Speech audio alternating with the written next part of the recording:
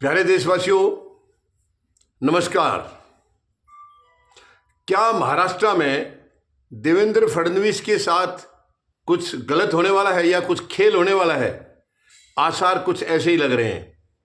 आसार ऐसे ही लग रहे हैं। आप लगाइए, 11 दिन हो चुके हैं चुनाव परिणाम आकर के, और अब तक वहां सरकार का गठन नहीं हुआ है। 11 दिन। बीजेपी अपनी पार्टी को सबसे अनुशासित कहती है, सबसे बड़ी पार्टी कहती है, लेकिन 11 दिन तक मुख्यमंत्री पद का फैसला नहीं होना, ये कौन सा अनुशासन है? कौन सा बड़ी पार्टी का इशारा है? ये मुझे लग रहा है देवेंद्र फडणवीस के साथ खेल होना है, इसलिए इतना लंबा समय, और कोई कारण नहीं है इसका। देवेंद्र फडणवीस के साथ खेल करना है इनको, और वो खेल आखिर में होकर रहेगा। वो हो सकता है देवेंद्र फडणवीस को ये एहसास भी हो गया होगा, क्योंकि जब चुनाव होते हैं तो चुनाव होने के बाद नतीजे आते हैं। नतीजे के बाद जिस भी दल की सरकार बनती है वो 1 दिन में, 2 दिन में, 3 दिन में ज़्यादातर सरकार बनी जाती है, गठन हो जाता है, शपथ ग्रहण हो जाता है। और इनका 11 दिन तो हो चुके हैं। अभी भी क्लियर डेट जरूर बता रहे हैं, ये 5 तारीख की अभी, लेकिन अभी तो नेता का ही तय नहीं है कि इनका विधायक दल का नेता किसको बनाएंगे। मुझे लग रहा है देवेंद्र फडणवीस के साथ कोई भी कारण हो, खेल कुछ होने वाला है। क्योंकि अब देखिए, इनके जो मुखिया हैं आज, राष्ट्रीय अध्यक्ष की बात नहीं है, राष्ट्रीय अध्यक्ष तो कोई भी हो, असली जो पार्टी को चला रहे हैं वो प्रधानमंत्री महोदय हैं और गृह मंत्री महोदय हैं। और यहाँ भी गृह मंत्री महोदय जिस चीज को ठान लेंगे वो प्रधानमंत्री को वो करने के लिए मजबूर कर देंगे, ऐसा इनका माहौल है। ऐसा, और ये अनुशासित बोलते हैं, ये अनुशासन नहीं है। अनुशासन होता है रजामंदी से, सबकी सहमति से। वो चीज इनके यहाँ कभी आज तक हमने देखी नहीं है, टोटल तानाशाही है। तो आपको ध्यान होगा, पिछली जो सरकार थी महाराष्ट्र की, 2.5 साल के बाद एकनाथ शिंदे को इन्होंने ही तोड़ा था। ये साफ है, पूरा देश जानता है। एकनाथ शिंदे को बीजेपी ने तोड़ा था, और अपने नेता जो इनके फडणवीस से सीएम रह चुके थे, मुख्यमंत्री रह चुके थे, उनके नीचे, मतलब शिंदे के नीचे मुख्यमंत्री जो पहले रह चुके थे, उनको रखा डिप्टी सीएम के तौर पर। तो वो भी कहीं ना कहीं इसको देवेंद्र फडणवीस को कहीं सेट करने का इनका एक तरीका था। इनके साथ कुछ इनको सबक सिखाने का ही तरीका था। हालांकि देवेंद्र फडणवीस ने एकदम तो मना नहीं किया था, मना कर दिया था इन्होंने, एकदम से ये मतलब हाँ नहीं किया था उसके नीचे आने के लिए, शुरू में मना किया था, लेकिन फिर भी कन्विंस कर लिया इन्होंने। और अब भी मुझे लगता है वो तबका ही कुछ है इनकी, कुछ आपस की पहले की, इनकी बात को नहीं माना होगा। इनके यहाँ तो यही है, जरा सा कोई बात होगी तो खुंदक हो जाती है।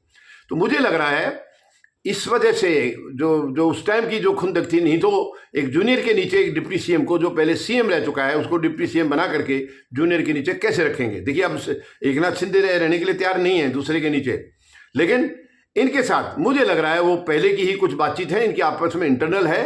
शायद ये देवेंद्र फडणवीस के साथ खेल करने जा रहे हैं। इनको मुख्यमंत्री जहां तक मेरा ख्याल है नहीं बनाएंगे, और इस बात का एहसास देवेंद्र फडणवीस को हो भी चुका है। उनको कहा, कहीं से इनको मैसेज दिया गया है कि उनको राष्ट्रीय अध्यक्ष बनाएंगे, और वो राष्ट्रीय अध्यक्ष बनने के लिए तैयार नहीं है। वो बिल्कुल नहीं चाहते हैं महाराष्ट्र की राजनीति से बाहर जाना। ये उनका बिल्कुल, उन्होंने भी अपना एक तरफ से इशारा कर दिया है। लेकिन उनके इशारे को कितना माना जाएगा, या वो बीजेपी मुख्यालय के इशारे को अब की बार कितना मानेंगे, या रिटेलिएट कर देंगे, तो ये अभी समय के गर्भ में है।